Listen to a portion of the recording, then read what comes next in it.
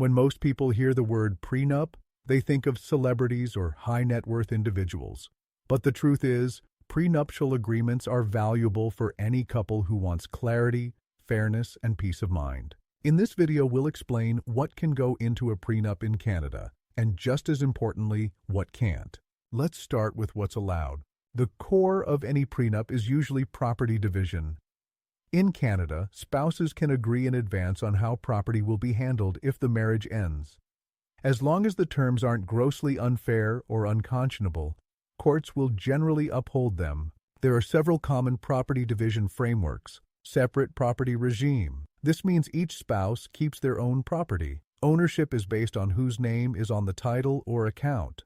Partial exclusions. You can agree to divide most things equally, but exclude certain assets.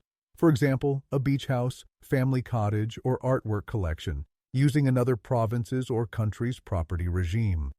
This is often used by newcomers to Canada who want to follow the rules of their home jurisdiction. Protecting inheritances and gifts.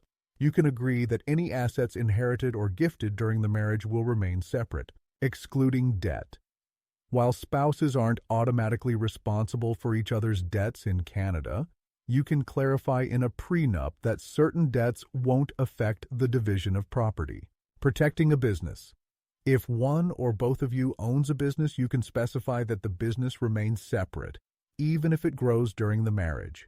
You can also include terms about the marital home, which is often a couple's most valuable asset. Options include treating the home as separate property, giving one spouse a share of the value that grows each year of marriage, assigning fixed ownership percentages like 70-30, or giving credit for financial or non-financial contributions, such as renovations or caregiving.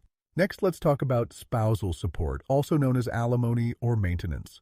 You can include terms around whether support will be paid and how much. These can be a full waiver, where both parties agree to no support, a partial waiver, where one party gives up the right to receive support, or specific arrangements, like a fixed amount, a monthly payment, or a lump sum. Some couples link support to the length of the marriage, for example, a certain dollar figure if the marriage lasts 10 years, or a higher dollar figure if it lasts 15 years. Support can also be tied to a purpose, such as education or retraining, particularly helpful for someone who has stayed home to raise children.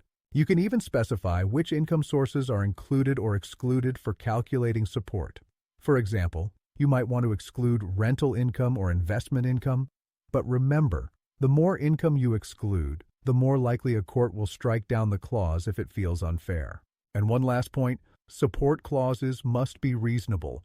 If enforcing them would cause serious hardship, like forcing one spouse onto social assistance, the court can override the spousal support provisions in the prenup. Beyond money and property, you can add clauses about education and moral upbringing of children. For example, agreeing to raise children in a particular cultural or religious tradition, committing to private school education, specifying where the children should live, especially if the parents later live in different jurisdictions. There are a few things Canadian courts simply won't allow in a prenup. First, parenting arrangements and child support cannot be pre-decided in a prenup.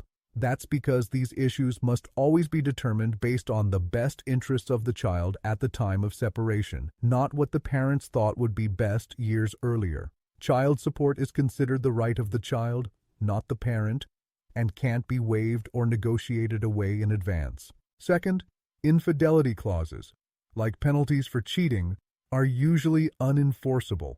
Courts don't assign legal blame for why a marriage ends, and domestic contracts aren't the place to enforce morality. A prenuptial agreement can be a powerful tool, not just to protect your assets, but to reduce conflict and create clarity. But it has to be done properly. If you're thinking about getting married and want to protect your future, we can help. Visit our website at prenup.ca to learn more about prenups in Canada or book a consultation with our team today.